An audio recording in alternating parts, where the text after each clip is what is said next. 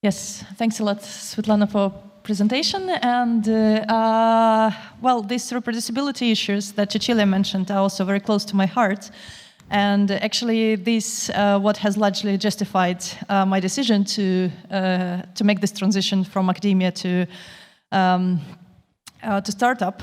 And yes, I will just briefly start with the background.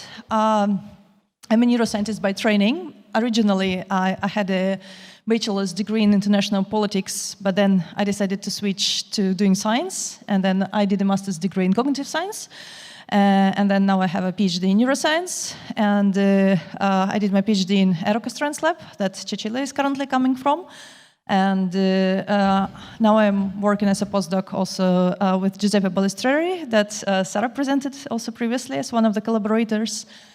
And yes, so during my PhD, I got very, very frustrated with how researchers treat their data. And with rough estimation, about 90% of the data I received during my PhD studies never got published. And I know the situation is very similar with my peers. And even those data that do get published is very biased.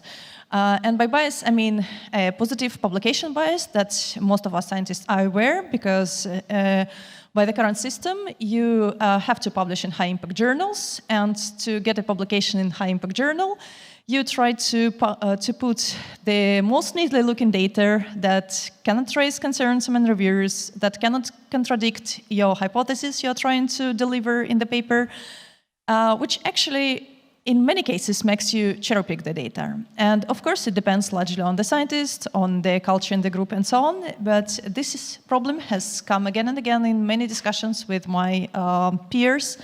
And I think it's important to talk about that openly. And yes, so why researchers actually don't publish their data, or like a lot of the data remains in the drawer? Well, first of all, the culture. The culture of open data sharing is missing, and largely it is justified by the history of science, because 50 years ago it was impossible to disseminate the data. Articles were spread in journals, and it took a lot of effort, of course, to send it, to review it, to print it. But now we're not limited by these physical resources.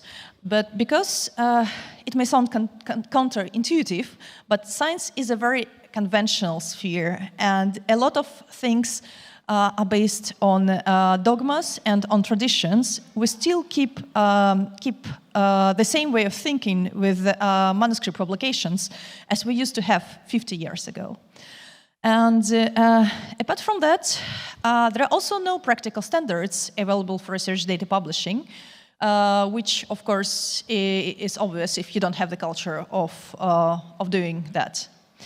Also, there are no affordable tools for research data management. Currently, there are electronic lab notebook systems that kind of are available on the market, but the price tag is so high that most of the research groups just cannot afford them. And even with that, electronic lab notebooks, they are meant to keep track of your data, but it still takes hours and hours of additional work to transfer this data from electronic lab notebooks to public repositories. And if you don't have your data in electronic lab notebook, that's even more difficult. And the approach that me and my technical partner has taken, we decided to introduce a research data management system, like an electronic lab notebook system, that would allow you to store all your data in one place, to keep track of all the protocols, research results, collaborations, and then format it at the same place, and then publish it with one click whenever you feel the data is ready for public release. So just to emphasize that, what we want to do is we want, first of all, to introduce a convenient place to work with your data and with your research protocols, and then to make it easy to directly open it for the public. And yes, so if you think it can offer a number of benefits, so it will just make it easier for you to work with your data. You will have all things together from the beginning of the experiments to the final publication, then it will significantly improve the transparency of the research, because everybody would be capable of checking what everybody else has been doing in terms of like checking the protocols, checking their metadata, because in many spheres, the metadata that we normally don't actually publish may be important. For instance, some animal experiments, they work during the summer but don't work during the winter, because animals have their own circadian circles that many people are not aware of. And also, it will improve compliance with funders' requirements, because believe it or not, but the funders are really bothered with the current state of affairs. And a little bit later during the talk, I will also mention some changes in the regulations that are currently taking place. And also a couple of benefits that I would like to stress that would be available with this system is we will finally have digital CVs for researchers.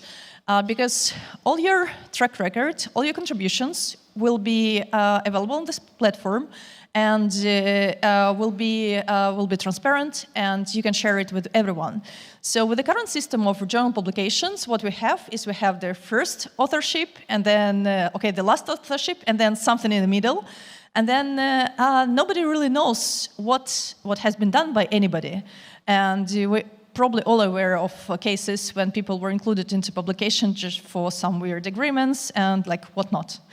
So with this system, we really can improve the transparency, and we can easily track what is your own personal contribution to the scientific discipline you're working on. And also, because we're going to have the source code of the experiment, like the original raw data, attached there, or at least having the links to this raw data, we will be able to do much better than we currently do. For instance, now in journals we have very static figures that you cannot do anything with. But if we have access to this to the raw code, at least to the numbers that were put into the graphs, you can do your own statistical analysis. You can, for instance, compare 2 groups instead of 5 groups that were originally plotted by the researchers, and so on and so forth. And what we believe would be the impact of the system, we will finally have the raw data and journal publications connected. So it will be really transparent. I cannot stress that enough, that we do have to improve transparency in science. And it will be really easy for us to double-check each other and to really check for correctness, for proper methods use, and so on. Yes, so research data will become available for reanalysis and for reuse, because now, if you think about that, our system is not sustainable. A lot of effort is wasted on really expensive data sets that we acquire, and then very often nobody can take advantage of these images or data sets that you have acquired, because nobody has access to them, or even if these data are published, there is not enough metadata attached. And then even the researcher who published that, after 1 year, find it difficult to tell what has actually been done and how to find anything in this data, let alone like giving an opportunity for other people to do that. So we're trying to fix that with the system. And also finally, I believe that this natively digital format will make it much easier to use this data for computational modeling and for AI analysis. So, because now I think that it's very difficult to synthesize the data. And what I mean by that, we're all experts in our own narrow fields, but it's just impossible for us to keep up to date with whatever is published in other disciplines, or like sometimes even in our own discipline, because the number of papers is enormous. So it's just impossible to bring all these pieces of knowledge that are posted daily together to make a harmonious picture of how the universe works. But we can use computers for that, and to do that, we really need to provide the data in an AI native digital format. And as I mentioned earlier, we currently have 2 very important changes in the regulation that are taking place both in the EU and in the United States. When we were beginning to do that a few months ago, we really felt that we are lacking support and that it will be very difficult to change the culture among the researchers. But just in July, the European Union published a new agreement on reforming research assessment. And what they specifically highlighted there is that from now on, the universities who signed this agreement will try to abstain from using the impact factor of journal publications metrics and move towards a more balanced system of assessing research contributions, including openness of research data, which means that data sharing would really become an asset in your CV, so that you can say that you can use that to your advantage. And then an even more important document, I think, was published in the United States in August 2022, where the White House published a guidance to make federally funded research freely available without delay. And what they said, that it's not only the texts of the publications that should be provided into open access, but also the original raw data that is acquired should become openly accessible to the public. So it means that starting from 2026, you cannot receive public money, and you can, and at the same time, keep your data to yourself. You will be forced to make it public. And I think it's a really important change that has long been awaited in science. And with that, I would like to thank you for listening. And please, we're just working on the project, but please subscribe to our waitlist and Twitter and LinkedIn, where we post the updates and our progress. And if somebody has any questions or suggestions, I will be very happy to answer. Thank you. Thank you so much.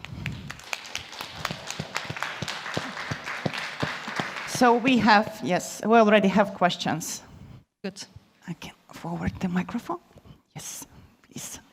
So I hope you're aware of the European Open Science Cloud. And I hope you're also aware that, for instance, I'm running something called the Instruct ERIC Center in Finland, which is part of a big European network of which is an ESFRI. And we have subscribed to the European Science Cloud, especially for life sciences. So if there are a lot of initiatives through this in order to do pilot projects, but also to see about taking data in.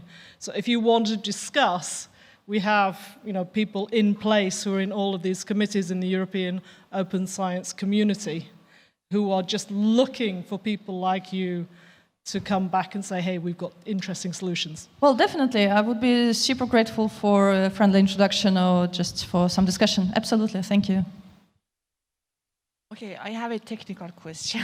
Yeah. So when we have this raw data available, of course that's very useful and helpful, but is the system also encourage the scientists to publish their negative result, their bad replication, the path that they have made to that success? Because I think that's also very important. Yeah, absolutely. I think you're very right. And what we're trying to make with this system is actually to promote publication of any results you get, as long as they are scientifically valid. So if you have done the research properly, you have done the proper controls and so on, and you receive a negative result, I don't think it's by any means worse than the positive result, because with this positive publication bias that we currently have, imagine there can be hundreds of labs in the world doing the very same thing, but never realizing that because nobody published that. And I think it's super important, and that's why I'm very happy to see these changes in the regulation that are trying to enforce, and trying to also promote this and take into account if people publish negative results. But if that's solid science, they should definitely be encouraged.